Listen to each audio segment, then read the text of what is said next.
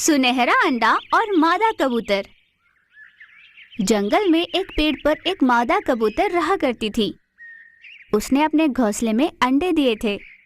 सारे अंडे तो सफेद रंग के ही थे, पर उनमें एक सुनहरा अंडा था।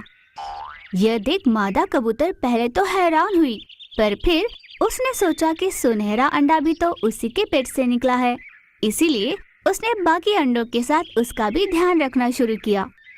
एक दिन तेज हवा चली और कबूतर का घोंसला गिर गया, जिस कारण मादा कबूतर के सारे अंडे टूट गए, सिवाय उस सुनहरे अंडे के।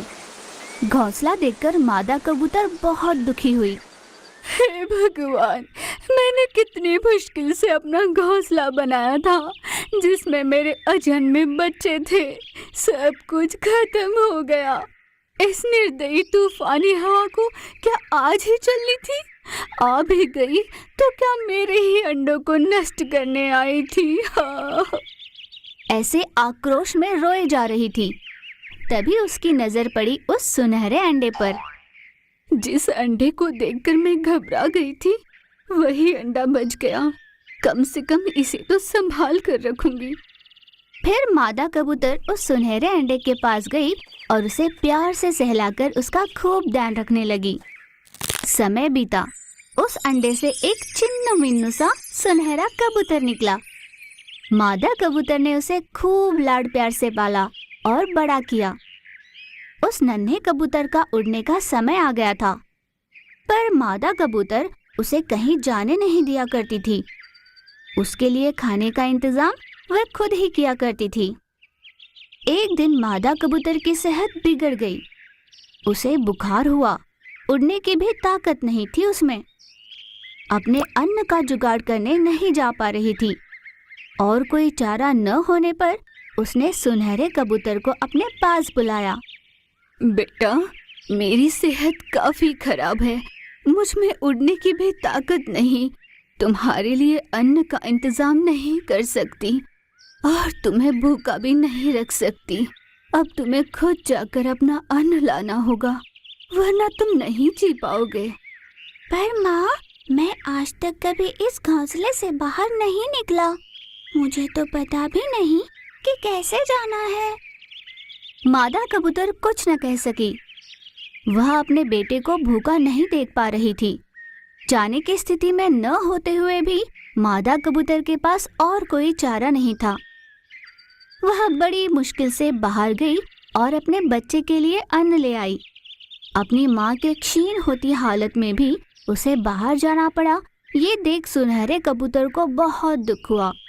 उसने रोते हुए अपनी माँ से कहा, माँ, मुझे माफ कर दो। मुझे खुद से ही नफरत हो रही है। तुम्हारी इतनी सेहत खराब है, तुम उड़ने की हालत में भी नहीं, फिर भी मैं भूखा ना रहूं, इसलिए तुम पीड़ा में रहते हुए भी मेरे लिए खाना लाई। मैंने आपकी सेहत की सोची भी नहीं। आज अगर मैं कहीं नहीं जा पा रहा, किसी काम का नहीं रहा, तो इसका कारण आपका हद से ज्यादा लाड़ प्यार ही है माँ। ये आज मैं समझ गया हूँ। मेरी भी समझ में ये बात अभी आई है बेटा। तुम ऐसे ही रहे तो भविष्य में तुम्हारा क्या होगा, ये सोच सोच कर मुझे डर सा लगने लगा है। माँ, जब मेरे पंख नहीं थे तब तुम्हारा मेरे लिए अन्न लाना अनिवार्य था, पर अब तो मेरे पंख है, मैं उनका इस्तेमाल नहीं करूँगा और भय से घोंसले में बैठा रहूँगा तो ये सही नहीं होगा। ये मैं अच्छे से समझ गया हूँ, इसीलिए मैंने सोच लिया है कि अब से अन्न लाने के लिए मैं ही जाया करूँगा और तुम घर पर आराम करोगी। बहुत बढ़िया बेटा, कम से कम इस कारण तुझ में हिम्मत तो आई। उस दिन से कबूतर हर रोज बाहर जाकर अपनी माँ के लिए और खुद के लिए अन्न का इंतजाम करने लगा। मादा कबूतर इस बात से बहुत खुश हुई थी। अपने बेटे को देख माँ बहुत निश्चिंत हुई। हर माँ बाप को अपने बच्चों से लाड़ प्यार करना चाहिए, पर इतना भी नहीं कि उससे बच्चे किसी काम के न रहे। आत्मनिर्भर होना जरूरी है। माँ बाप का प्यार बच्चों को आगे बढ़ने में सहायक होना चाहिए। यानी मेरे जैसे होने चाहिए, है ना माँ?